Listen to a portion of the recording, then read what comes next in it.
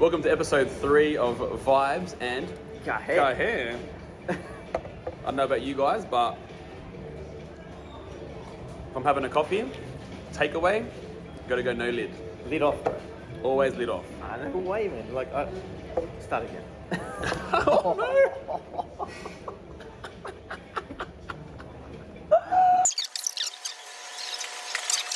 Oh shit. Look at this, man. There's a little... You can't see it in the video. Yeah. There's a little tilt up. Look at this. That's the issue here. That's the you know problem. what I mean? That's the problem.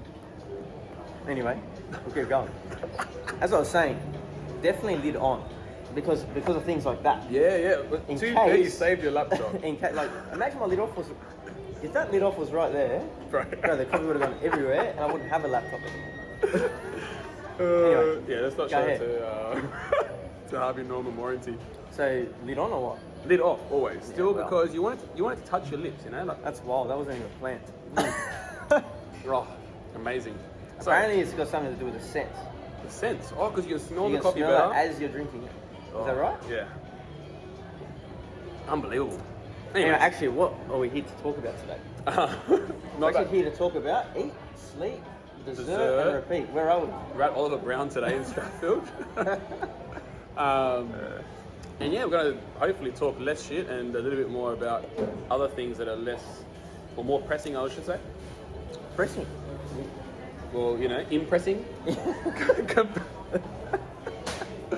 So we've ended up with this culture at work whereby everyone wants to be the best athlete. It's kind of like a bit of a Hunger Games.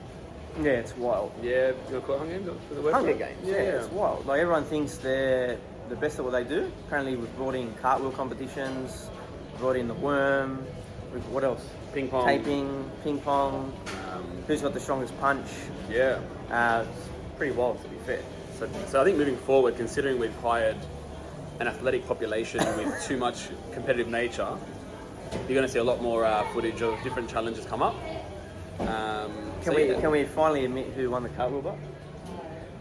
I'm just saying. I don't want to say it out loud. Actually, it was Rose. Rose won by far, and then out of the blokes, unfortunately, according to a European or global vote, Alex nipped me by only 150 votes. I've got the most impressive cartwheel in Europe. Thanks to one of our clients. Shout out to Gail. Yeah, big Gales from below deck. Below deck, is that what it's called? Below deck, yes. Mediterranean below deck. Oh, there you go. But more importantly, talking about, I guess, episode 3, we wanted to go into more or less how we became clinicians. I'm so laughing you split your coffee, yeah. Yeah, I know. But, it's wild. It's funny if it was planned, bro. Actually, it wasn't planned. oh, bro, it's the best. And now my laptop. But yeah. At least it smell like coffee. So how we got into what we do. Personally, I got injured my first time when I was like 11 or 12. Bro, I spilled coffee on my pants. Anyway, so get going. I did a hip flexor when I was younger and went to the physio, and I thought he was like a magician when he worked out what's wrong with me. I thought, man, it's unbelievable. How did he did tests, he goes, oh yeah, you got this and that. And so I was like, that day I thought, if I don't be a professional footballer, I definitely want to be doing this. How'd you do hip flexor? Taking a shot. Usual sort of... That wasn't a story you told me before. Oh.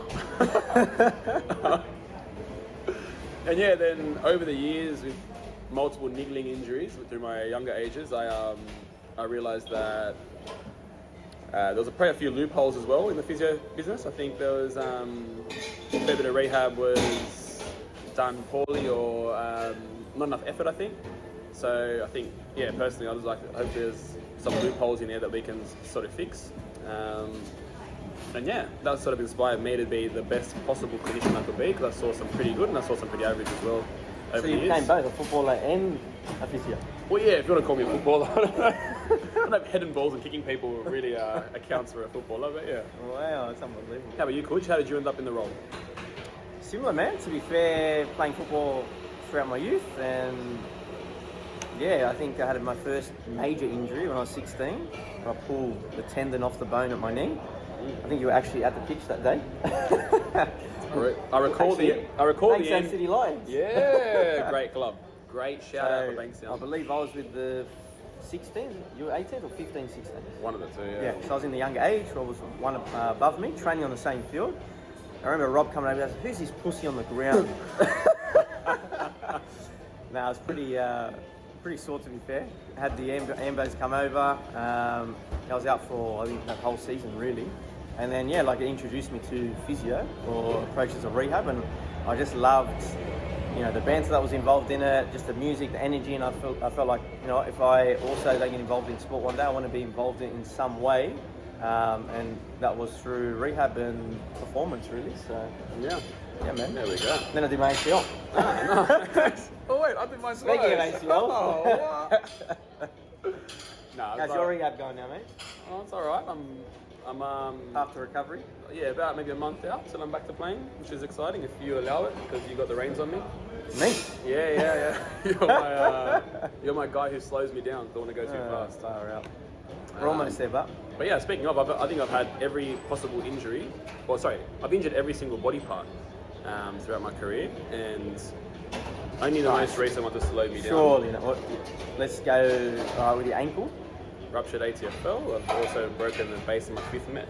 I won't talk about your knee. Hip? I have calcified bony deposit in both groin tendons. You've had low back issues too, to be fair. Yeah. Treating your low back once a month. Multiple Maybe not times. as many times anymore, but Yeah. Things to do with thoracic spine. yeah, I had a few of those. I had a shoulder injury from my crutches from the ACL. Oh, there you go. Got a pinch neck right now. I can't turn it off to the left. So you're like a walking textbook of injuries. Yeah, pretty much. I can sympathise and empathise with every single person I ever treat because I've had almost everything. But I think the positive side of that, I think it's because I act like a 16-year-old, and I think I can still move like I'm 16. And I have to probably adapt to being a 24-year-old metabolically. Oh, how'd you work that out? This is really the accurate scale, Hume pod, mate. 24. Oh, no one even knows. Does anyone ever ask chronological age anymore? Yeah, true. It's all about biological. Only, metabolic age, man. So, yeah, 24. 100%. That's Yeah, where I'm at. Yeah, man, I think like for us, we found, as we sort of discussed, a few loopholes in the system. Like me personally, through my ACL approach, 2 to 3 months in, I felt like the physio at the time was sort of more worried about the next client or the next patient. I was sort of like doing certain amounts of exercise on my own. I was like, oh, maybe I could do this at home. So for me, it was like, all right, how can we encourage people to do better? And I think we've taken little approaches from that, both the positive side and maybe some things that we felt we can improve as a clinic. One-on-one, individualised, tailored care, ideally throughout the whole rehab approach. And then when we get to a point where it gets to that performance side, we get, a few people involved who know a little bit more about that than us. Yeah, that's right. You got to make sure you stay in your scope. Don't try and do everyone's job because there's people who do things better than you. We're humble enough to know that. We just make sure that we do what we're very good at. Yeah. And make sure that we're always smiling along the way. Which is average banter. Yeah, very average banter. But I'm a dad, so I'm allowed to have dad jokes. Pooch, I don't know what your excuse is. Yeah, I know. It's hanging around me too much. Just dropping coffees for fun, mate. Yeah. Anyway. Alright. Well, yeah, so Tied up. thanks for tuning in for an episode of Vibes and Cahé. That's it. Cahé. Michael Jackson, actually. Yeah, It's a perfect timing for that.